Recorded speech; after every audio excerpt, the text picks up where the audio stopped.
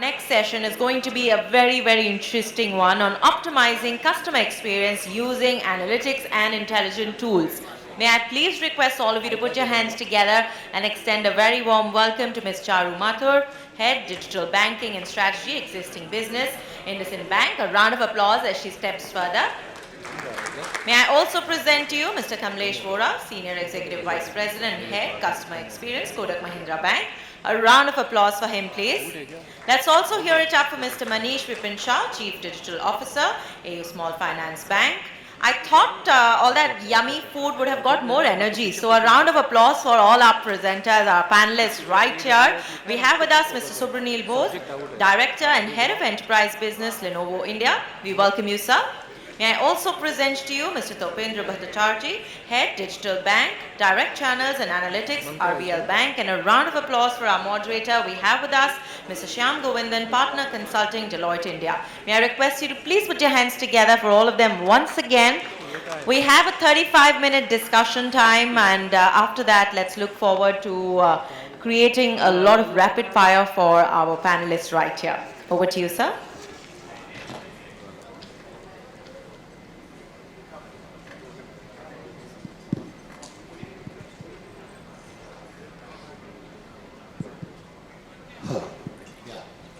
It's a pretty interesting topic, and all the folks here are practitioners and leaders in their own right.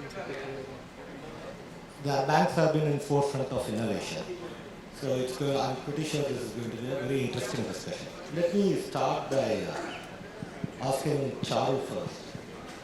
Customer experience, a lot of tools have been there, multiple journeys have been digitized and so on. From your bank standpoint, you have been in forefront of innovation. So how are you managing this continuous churn of ideas? How are you getting into action?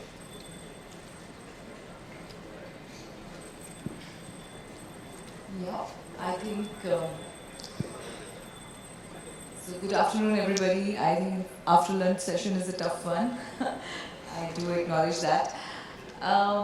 See, on customer experience, over the last 4 to 5 years, I suddenly see that becoming a very front and center in the conversations in boardrooms and wherever you go. At least within banking and financial services, certainly I think there is a sensitivity towards thinking about consumer, which I think traditionally was more product-centric, to be honest. How are we trying to be more consumer-oriented or more customer experience-oriented? So one of the first things is that 90% of transactions are now digital.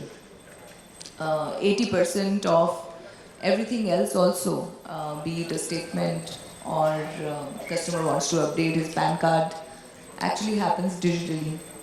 So one of the important aspects for us now is what is the quality of your digital experience, because 80 to 90% of the times the consumers are interacting with you digitally.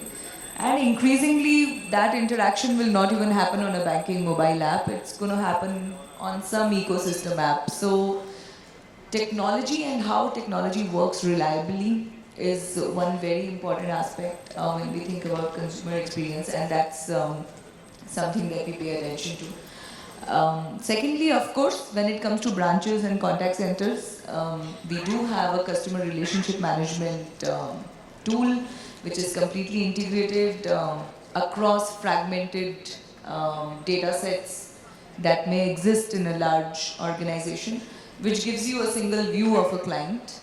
And increasingly, there again, using technology, what we want to do is bring things to a first point of resolution. I think that's a big thrust area. So if you walk into a branch, you want to update your address, the CRM is already integrated with the UIDI. So it will not send stuff back to a processing shop.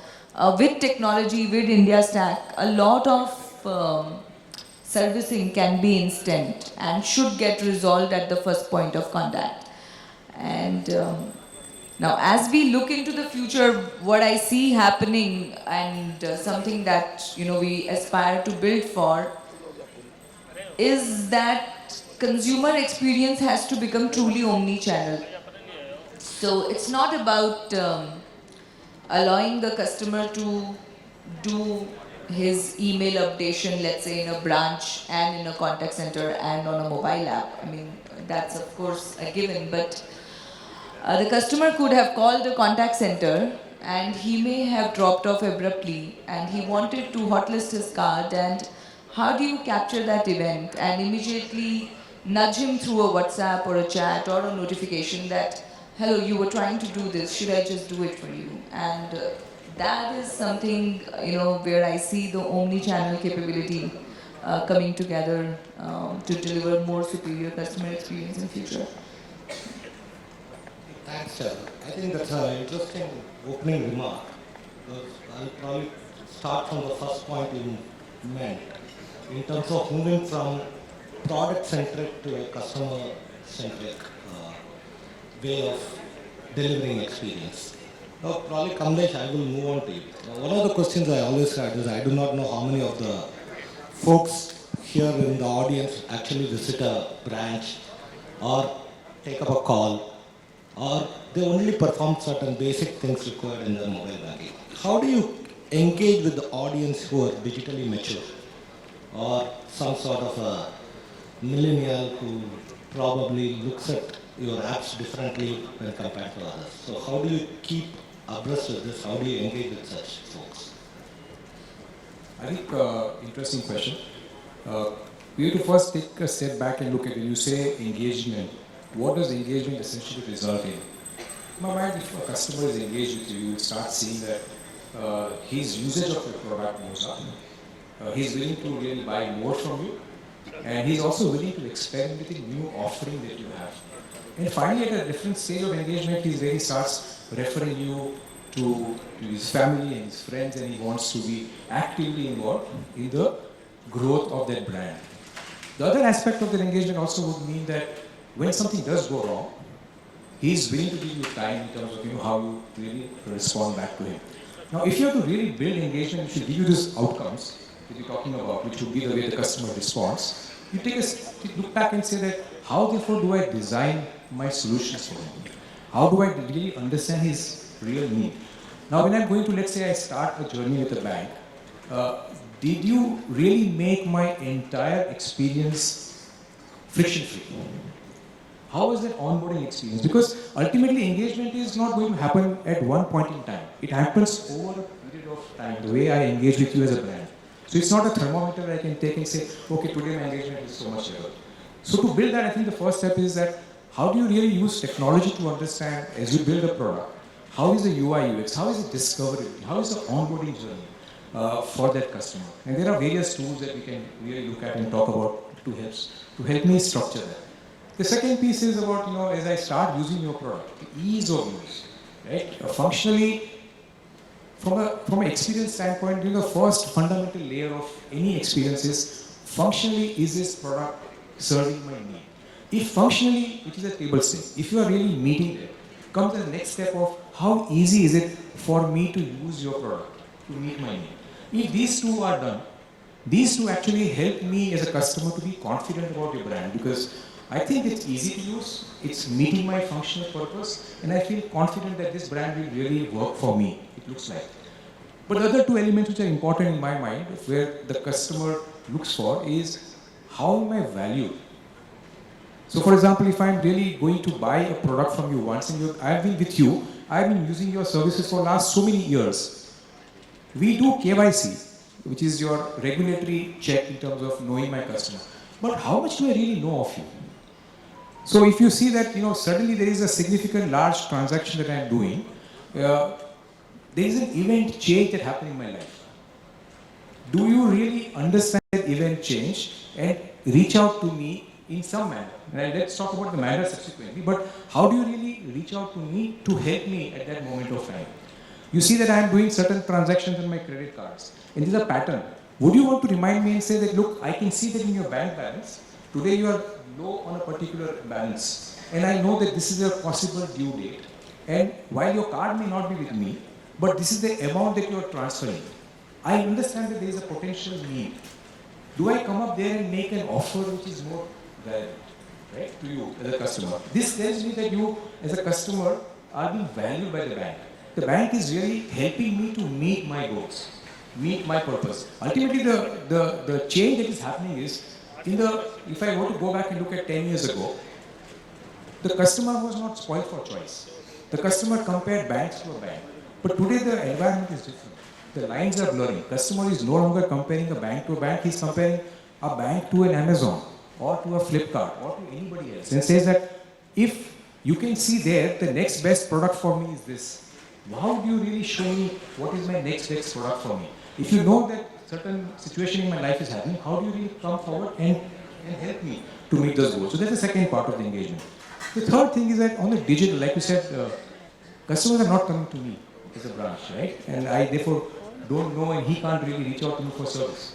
How do I build that capability on a digital channel? So if he needs to, while everything is easy for him, I will build the best UI UX and make it easy for him to discover.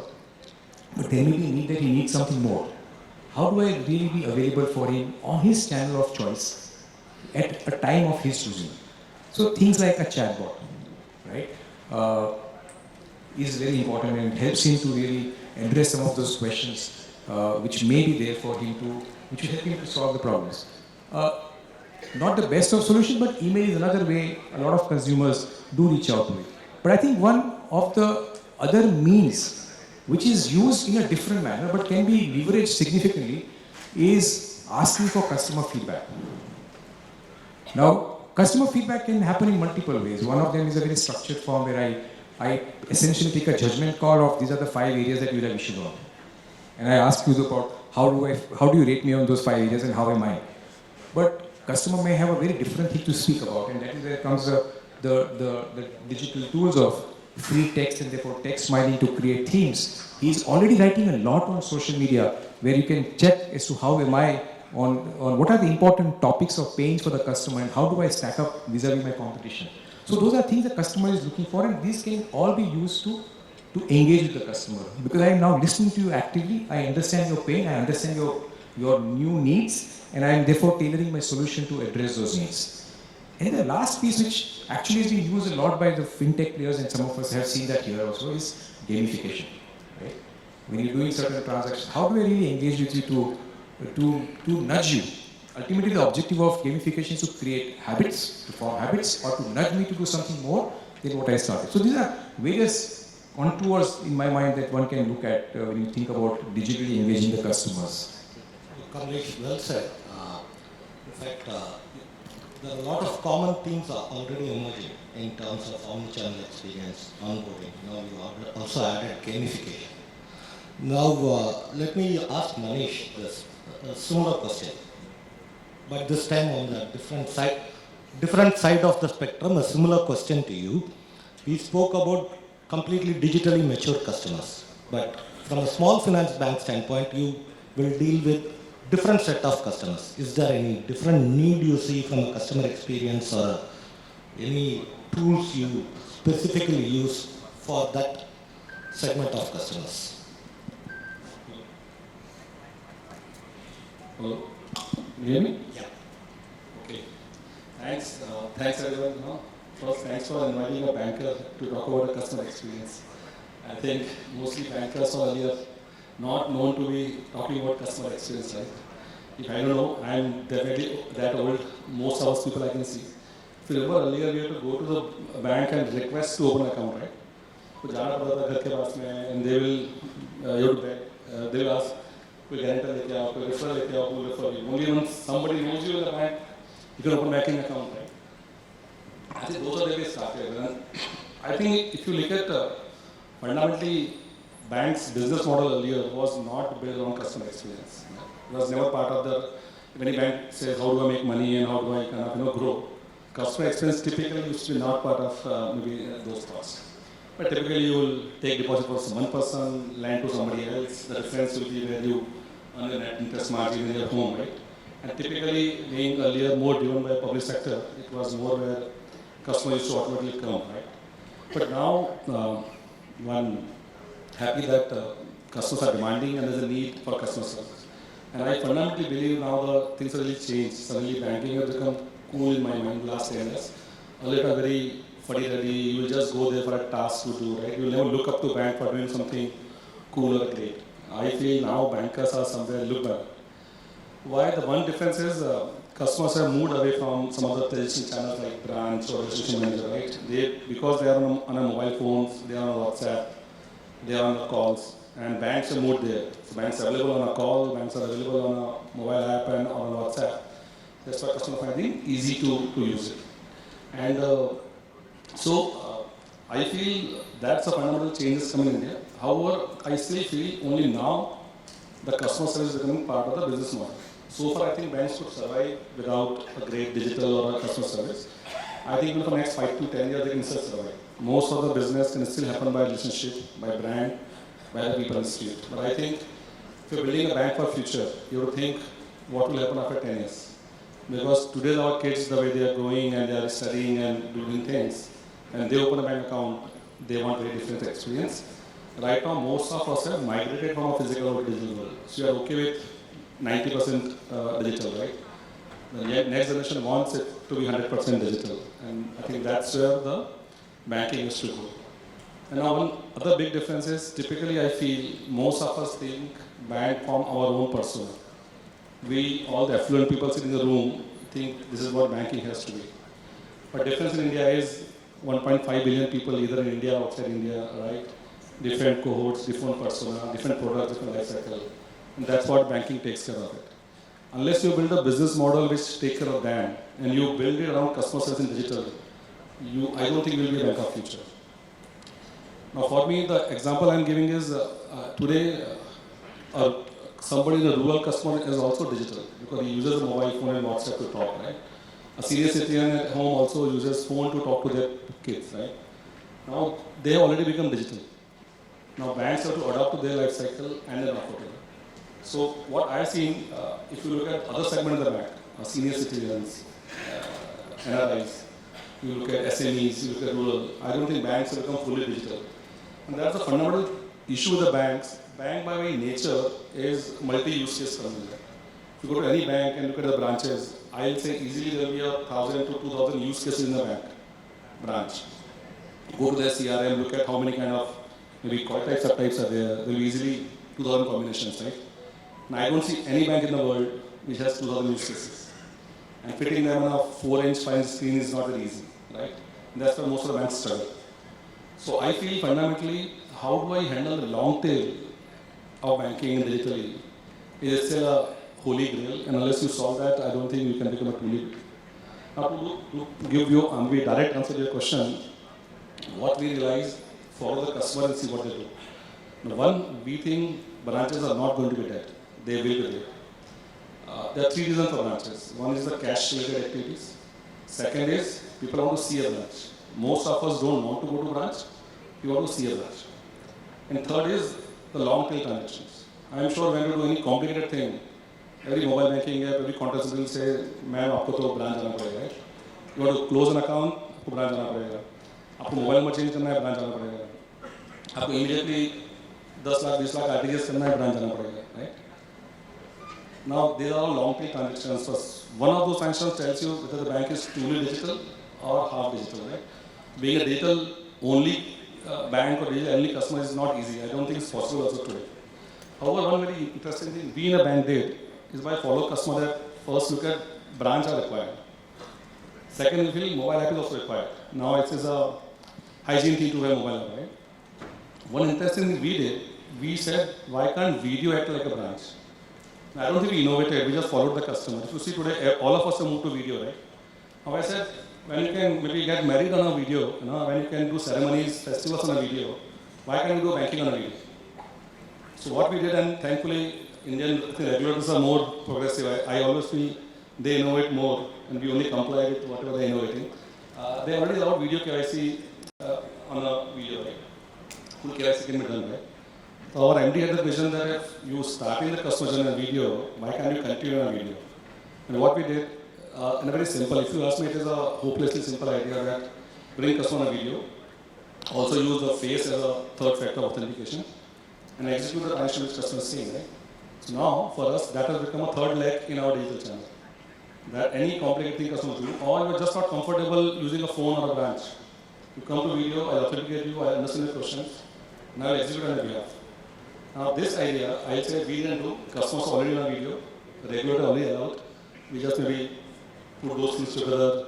There were partners available like AWS and other, our video partner. We just put stitch together. I'll say this one idea, we actually thought it will be used for people in tier 2, tier 3 cities. SMEs sitting in a shop want to do RTGS they can do. And then we realized it's very good for senior citizens. They said, we want to see a branch, but if you give an option, I'll try from home. And they said, good. And you saw people like you and me also want to do it. Like you always traveling, suddenly you want to go 10, 20 lakh transaction. Oh, red alerts will start to come out, right? You're suddenly out of your country. Most of banks do not allow, right? We enable it on a video. So I'll say that's one example where we say, still a journey has just started for us even there, but we feel these three-pronged approach is what will help us to approach all customers. And I see fundamentally Indians are very enterprising, so I don't think you have to build something exclusively for the bottom of the pyramid customer. You just follow the life. Luckily, most of us are unified. Everybody uses WhatsApp, everybody uses an Android phone, everybody on video. So if you build something for one segment, ideally in India, everybody will adopt it, it solves the problem. Thanks, Manish. It was a good and interesting solution you came up with for almost all the segments which we spoke of. Now, Subraneel, from your firm's standpoint, what are the things you do in this space for BFSI sector or banking in general? Good afternoon to everyone. So, see, all of us, first I would like to say that all of us as during the pandemic, we have experienced that how, what was the commitment level of the bankers and the bank employees to the customers. I think that is something you deserve kudos, all the industry fellows from the banks. Now, what we do in Lenovo is that we are a pocket to cloud company, and one of the things which we keep in our mind is how do we make these bankers up and running for as long as they want, right? So whether it's the person at the branch, or whether it's the person who's working with the IT system, whether it's the person who's supporting any of them, whether he's working with an end device, whether he's working with the tablets, whether he's working with a computer environment, whether he's working with a tool, how do we make them use this continuously and non-stop, reliably? So we focus on innovating and making products which work with good resilience as well as reliability. Second is also we provide the tools which is able to predictively analyze and tell and alert that hey, something is about to go wrong. Whether it's typically we have seen in networks and other things also, but those kind of tools we have been using in Lenovo for our own systems management. And we have now started offering that to our customers. So using advanced AI and analytics, it's able to tell that okay, what's going to happen to the device very soon, and please do something about it. And of course, our devices are known for the reliability, but at the end of the day, we have seen that banking customers, they use devices and computer systems for a very, very long period of time. And at the end of the day, these are electronic devices. So we also take care that we work with our customers in BFSI, where the continuous usage of these computing systems is quite prolonged. And can we provide a good end-to-end life cycle management of all the compute system from cradle to grave in the form of managed services, in the form of security, insurance security is up and running. So that's the focus area, that's what we strive for throughout when we work with our banking customers. Thanks, Subraneel. Hey, Topendra, we also, during the discussions touched upon API banking, embedded finance. Your bank has been probably a pioneer when it comes to API banking. And how different is it to service a customer, emerging or onboarded from your partner ecosystem and so on? Is it any different, or do you use any tools to go about this? Thank you, Shyam. Thank you, Vipin, for having me here. So a customer is a customer at the end of the day. So whether it comes from a partner channel or a proprietary bank channel, it doesn't matter. So at the end of the day, the ownership of the customer in entirety is with the bank. So right from governance to service, the end-to-end of customer ownership lies with the bank and has to be delivered in all the ways in which all my co-panelists have mentioned just now. The differential comes in here where the customer front end varies a little because when you are into a partnership, the entire service structure, which is the from a tech perspective, I go a layer lower, where we are talking about the tech perspective, where the microservices layer typically will support the customer journeys in the front end. So that's where the bank comes in that stage. As to how do you deliver on one side what your partner is asking for in terms of a customer journey, plus how do you ensure that all the other things that requires a bank to be secured is taken care in that same journey. So these are two primary elements that needs to be taken care of while we are delivering service to a customer. End state, at the end of the day, on the partner's platform, the same journey is delivered. In some cases, maybe in a better manner because the front end may be a little more snazzier than maybe what the bank is delivering. But having said that, does that cut any corners in terms of your regulatory requirements, your security requirements, your any sort of a service requirement? Not at all. That's not possible. So, at the end of the day, when you're talking about a partnership journey, the partner and the bank actually has to co-create that entire journey in such a way that none of these things are in any way circumvented or reduced in terms of importance. So whatever any of these things that have been spoken so far is done in so much so gusto in the partnership space as well. So not much of a difference from a delivery of service, but most of the delivery in that case happens to the tech layer. Having said so much, RBI also says, and we abide by it, that while the partnership is there and the customer may have come through the partner, the bank is owning the service of the customer. So at the end of the day, every service that is given to that customer from a bank product perspective is delivered by the bank itself, and at the same level of as is in the other channels as well. So there is no differentiation out there in any format. Thanks, Topendra. Charu, let me get back to you. Now that we heard all our panelists, it's becoming evidently clear that there are some uniqueness also among the different customer segment, and there is also some sameness. And almost all the banks are in the journey, like you rightly pointed out, 80-90% of transactions and everything is happening online. So in this world where everybody is building superior experience and trying to build super apps and so on and so forth, how do you differentiate yourself as a bank? What's the method you think we can follow? So this is a slightly difficult question to answer, but see, what is differentiation? At the end of the day, we want to create a unique value which solves a customer need gap, and if it indeed solves a need gap and it was a real customer need, then yes, we say that you differentiate yourselves on that. I mean, like you were saying, Lenovo does differentiate itself on reliability. There is a Lenovo, there is a Dell, there is an Apple, and each one of them have their unique positioning in the market. So same in banking also. I think it has to start with, is there a big enough need which is not solved adequately today? And to solve that need, do you have a vision? Do you have an idea which you believe in, it could be a latent need. I don't think any customer said that, I would like to have an account number of my choice. I don't think that came out of consumer research, but sometimes it's also your intuition as you engage and meet customers and It just becomes more of a tacit knowledge at the back of your head, and then you start connecting dots.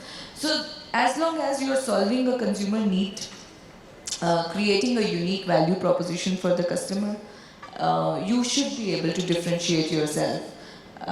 So let's say I could be building something for a retailer where my, the customer gap that I may want to solve is that I want to solve and make it easy to manage money for a retailer.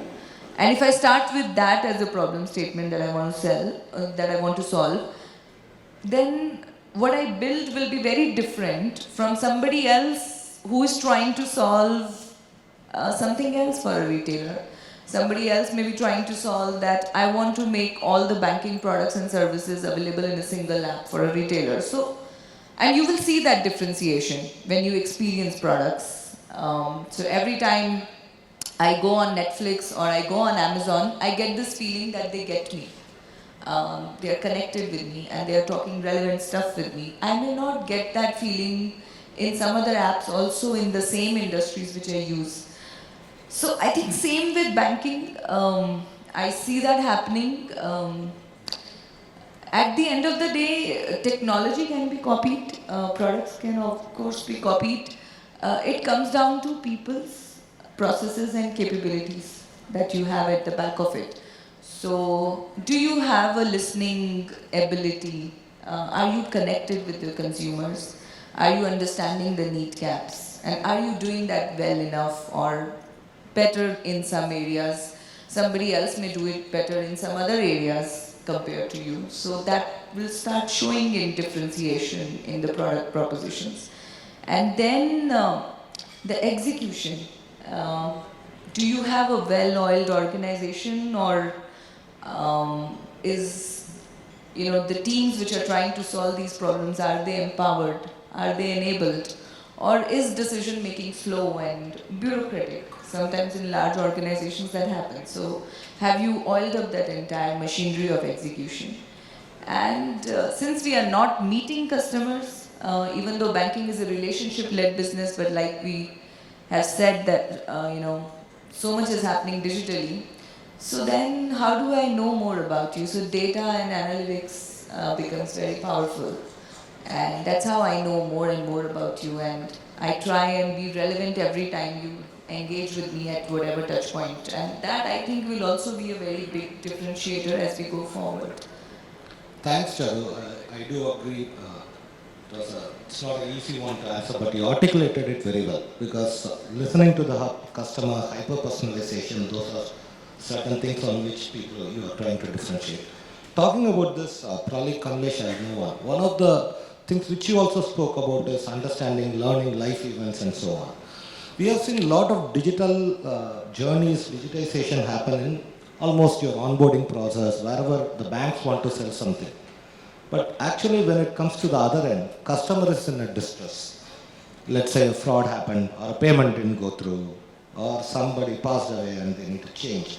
Those are really cumbersome process still in the bank. Are you doing anything around that from a customer experience, or are you using any AI, ML, or the listening tools you just spoke of? Very good question.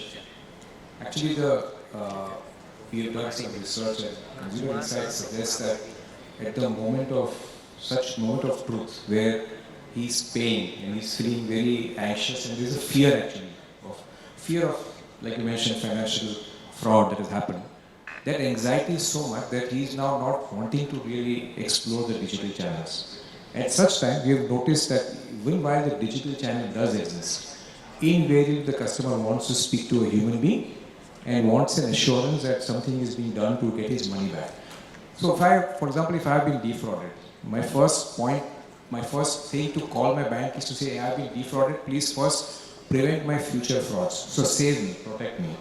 Now while I have a one button click, if you want to click that button and I can block all these channels so that he's safe and secure, we see that customers do click. But there's a large chunk of customers who still want to call the call center or visit the branch and talk about it. Call center is the first port of call, they will want to reach out to you.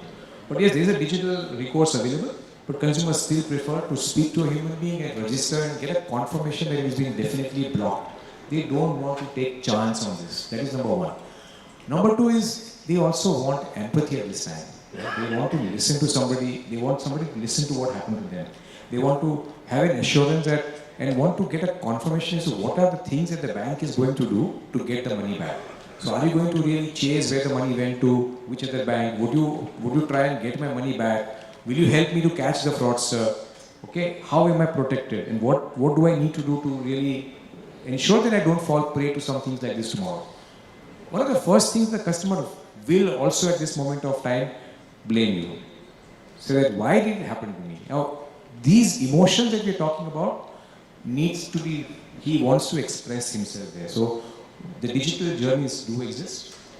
We have built them. We constantly keep really looking at how do we really make it simpler for customers to first register his issue, and then so ab initio his issue and confirmation that all your channels are blocked does come on his screen for him to know. A message would come to him that this has been blocked, and somebody thereafter reaching and calling him. You may call it as an investigation, but it's more of an empathy call to first understand and listen to him, because the customer has a lot to speak about. In the course of that conversation, you also are investigating as to how did the fraud really happen? Was it a phishing, or a customer compromise, or was it some kind of a system security lapse that possibly we are uncovering? Because we would also want to understand those aspects to fix it. Having said that, the other thing that we need to do is that why does an event like this happen, which is in your control? I mean, there are so many other moments which may not be in your control. But fraud, say for example, while we may say it's uncontrollable, but there is to some extent I can control. So there are controls that we have built, for example, on our mobile banking app. And I'm happy to say that our frauds on our mobile banking app are down by 94% plus. Okay, so that action that we have taken, by understanding as to what seems to be causing, what is triggering that to happen, and you understand that and you plug that, gives customer a sense of safety and security. To me, in my mind, as you want to really migrate and move customers and adopt digital channels, making him feel confident that it's safe and secure, that this channel is safe and secure for me to use, will go a long way in building his comfort and trust with you. Thanks, Kamlesh. And that was pretty interesting the way you explained the journey in terms of registering, having empathy, and building the confidence in that. Manish, now, there are folks who are data rich. Priority sector lending typically has been viewed as a space where it is not data rich, in the sense be it the customer data or the collateral data or the credit data. It's been changing. Are you doing anything special around this with the small finance bank focus on priority sector lending? Anything on the customer experience, particularly in the onboarding or digital journeys? As I told, our experience is to build a good process model. It works in both urban and rural and semi-urban areas in India also. I think you do, first again, no customers, because there are enough, let's say, rural customers in cities also, and enough risk people in the rural areas also. Actually, what you have to do typically in the bank as a strategy is to collect customers' data, digitize and use it. First, you have to look at your own processes. Are my branches digitized? Are my sales people digitized? And if you do that, because today, lots of banking is still assisted. If you have done your clean your home and ensure that everything in my own branch, my operations, credit, collection is digitized, you are, let's say, quite it's a home. The data is available in one place, you can use it. Second, as you said, thanks to the India stack, anyway, a lot of rural people can leapfrog to more digital channels. People like you and me today have access to a physical channel. Some other people don't have access to that. Sometimes the only option for them is to use a digital mode, right? That's why you see so many UPI-based payments or WhatsApp or call has become more popular everywhere in the country. So I think one customers are leapfrogging there. Third thing is instead of focusing on the standard data which you normally get for urban customer, you may have to go by customers' transactions and flows and use that data to identify who's the customer is doing. So now when you take an account, they may not tell you what is their salary for Sometimes they themselves not know because it may be SME, his income is fluctuating. He may not be able to tell you right answer. He may be the monthly income. However, if you go by his then later because behavior, his monthly saving pattern, credit pattern, debit pattern, that starts to give you a better idea. So I say these two things are digitize yourself first as a bank, and then second, look at the customer's flow data. That gives you a better idea to use data for all of these things. Thanks, Manish. I'm sure with the account aggregator, tax analytics, more and more will help in this direction. Topendra, but I can't end this session without asking this question. See, the data privacy. We share all customer information is with you. There is always a temptation for monetizing it in some form or the other. Where do you draw the line from selling beyond banking products? Or as a bank, what do you take as measures to guard the privacy? So, we're a bank. There is no way in which data will be flowing anywhere apart from within the bank environment in any case. Having said that, let me first go into how we are building the entire data structure, and then we can talk about the privacy part of it.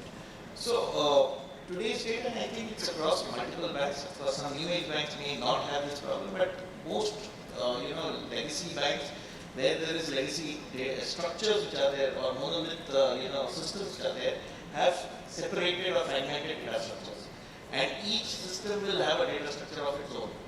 So therefore, one customer will have one profile in A system, then another one in B system, depending on the product where it is operated. Now, this is what we have been, faced with, because of which multiple of our customer onboarding journeys or product sales journeys have not been cohesive or seamless. So every time I go to a customer to sell a deposits product, I ask for a KYC. I go and sell an asset product, I ask for a KYC. Now, all these things are actually friction to the entire customer base, and it's unfair to the customer as well. Now, most of my fintech partners, and honestly, we learned a lot from the fintech partnership that we have. Most of my fintech partners actually push for things like this. And what are they doing? They are, when I said in the last comment that they create a SASE interface, what they are essentially trying to do is remove these inefficiencies. So how can I remove these inefficiencies is what we targeted.